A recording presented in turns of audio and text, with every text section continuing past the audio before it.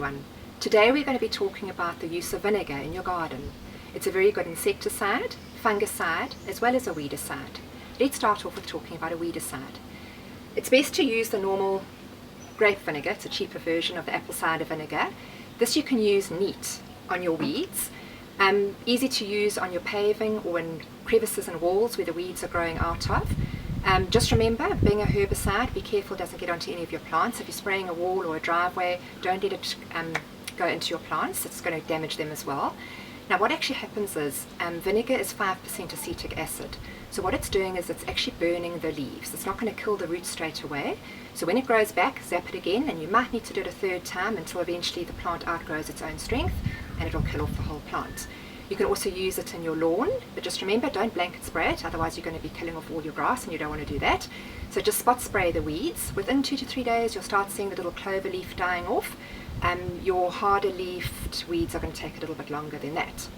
Then as an insecticide, you're going to need to dilute it, because obviously you're going to be spraying it onto your plants and we don't want to kill those plants. So dilute it 1 part vinegar with 3 parts water.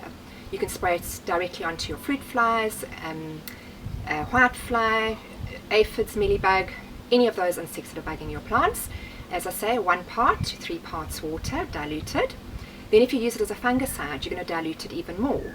So you'll put 1 teaspoon of vinegar in 1 litre of water and add a dash of dishwashing liquid, about a teaspoon of dishwashing liquid per litre of water, and this acts as a sticker agent, so this actually sticks onto your leaves. It's a very diluted mix. You can apply it every 2 or 3 days, not a problem at all, and this will get rid of your mildews and your black spot and other fungal diseases like this.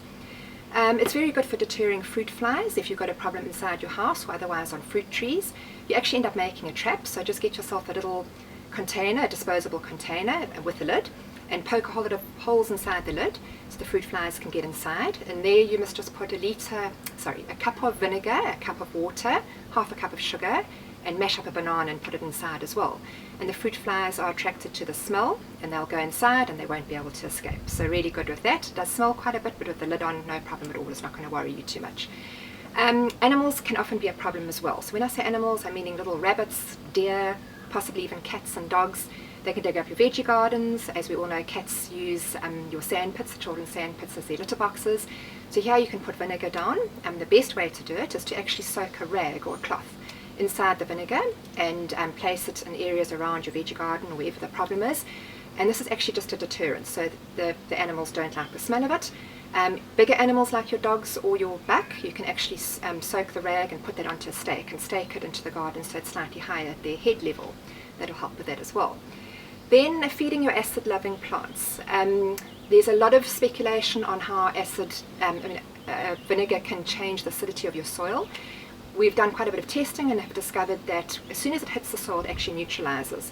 So it's a very short-lived thing, but your acid-loving plants, like your hydrangeas, camellias, gardenias, blue hydrangeas, you can actually feed these with a diluted ratio of vinegar, 1 part vinegar to a litre of water. Feed this to your plants. As I say, it's not going to change your acidity of your soil, but your plant's going to suck it up and obviously use it as a short-term acid boost. And cleaning your garden tools. Cleaning agent, really good as well. So you've got a bit of rust on your garden tools. Soak your tools inside neat vinegar for a couple of minutes. Take them out and then just scrub them down and the rust will come off. Your clay pots as well, they get that mineral build-up on the outside, that white stuff on the outside of your pots. You can just soak it in a diluted ratio of your vinegar and water and then just wash them off. It'll just dissolve and disappear. And then really good for cleaning out your bird baths as well.